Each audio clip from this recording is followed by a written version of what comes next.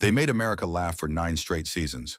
But while the cameras rolled and the studio audiences cheered, the real lives of the Beverly Hillbillies cast were quietly falling apart. Addiction, cancer, murder, betrayal. Subscribe to this channel right now, because what happened to these beloved stars off camera will shock you. Buddy Ebsen. Jed Clampett. Buddy Ebsen brought quiet dignity to Jed Clampett, the wise patriarch who turned an oil fortune into comedy gold. But decades before the Beverly Hillbillies ever aired, Hollywood had already tried to destroy him. Cast as the Tin Man in The Wizard of Oz, Ebsen inhaled toxic aluminum dust from his costume makeup and was rushed to the hospital fighting for his breath. The studio replaced him and moved on. He never fully recovered. That lung damage followed him for the rest of his life, like a permanent scar from a wound Hollywood refused to acknowledge. 3 marriages, a fractured friendship with co-star Nancy Culp, and years of respiratory battles defined his private world.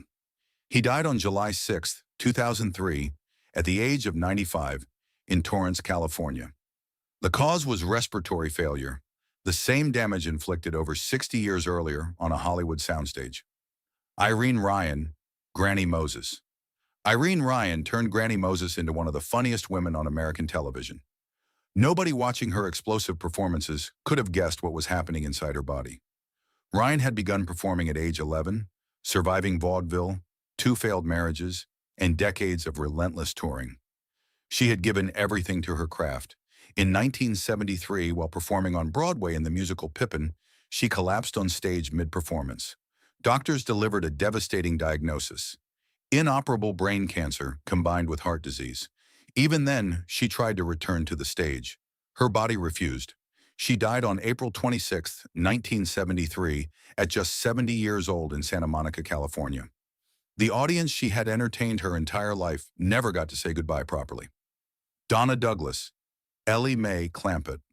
Donna Douglas brought pure Southern warmth to Elly May Clampett, a role that made her one of the most recognized faces in America. Behind that warmth was a woman who had rebuilt herself from nothing, a single mother from rural Louisiana who fought her way to Hollywood through sheer determination. When the fame faded, so did the opportunities. Financial pressures mounted, lawsuits piled up, and Douglas turned to faith, gospel music, and motivational speaking to survive. Then pancreatic cancer arrived. It was aggressive, unforgiving, and final. She faced her diagnosis with the same quiet resolve she had shown her entire life. Donna Douglas passed away on January 1, 2015, at age 82, at a hospital in Baton Rouge, Louisiana. She was buried close to the Louisiana soil that had shaped her from the very beginning. Raymond Bailey. Milburn Drysdale. Raymond Bailey played the greedy, scheming banker Milburn Drysdale with a sharp wit that audiences loved to despise. The real Raymond Bailey had spent years working odd jobs: merchant sailor, plantation laborer, Hollywood extra, before fame finally arrived in his 50s. But behind the sharp delivery, something was already slipping. As the series wound down, colleagues began noticing memory lapses.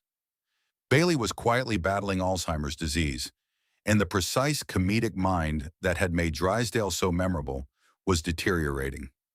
He retired from acting in 1975. The disease continued to progress until April 15, 1980, when he died of a heart attack at age 75 in Irvine, California. His ashes were scattered at sea, a fitting end for a man who had once sailed the world in search of something worth holding on to. Nancy Culp. Jane Hathaway.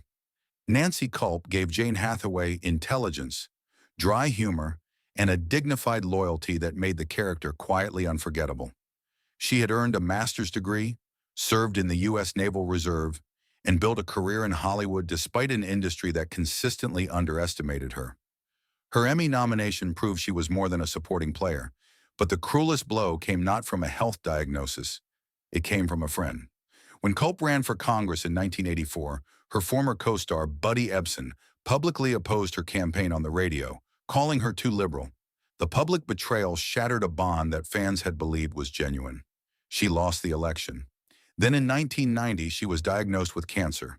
The disease spread, and on February 3, 1991, Nancy Culp died at age 69 in Palm Desert, California.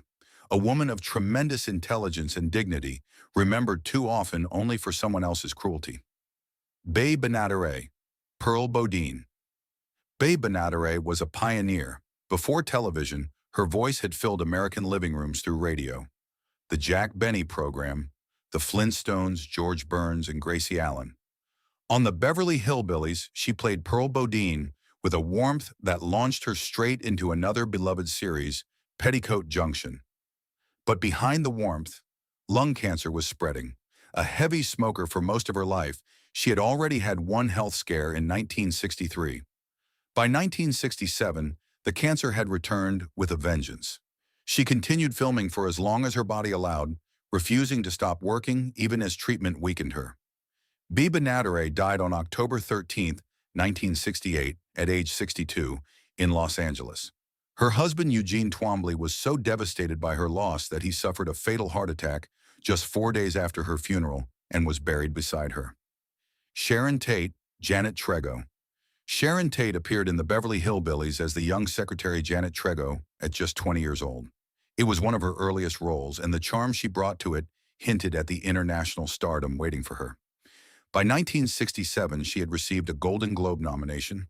By 1968, she was married to the director Roman Polanski and pregnant with their first child. On the night of August 8, 1969, Sharon Tate was murdered in her home on Cielo Drive in Los Angeles by followers of Charles Manson. She was 8.5 months pregnant. She was 26 years old. Her unborn son died with her. The crime sent a wave of horror across the entire world and permanently shattered Hollywood's sense of safety. She was buried at Holy Cross Cemetery in Culver City, with her child held in her arms. Phil Silvers, Shifty Schaefer. Phil Silvers played con men like he had invented the role.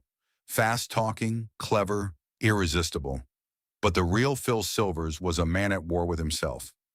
Gambling consumed him, not casually but obsessively, draining his finances and feeding a depression he rarely spoke about publicly. 2 marriages ended in divorce.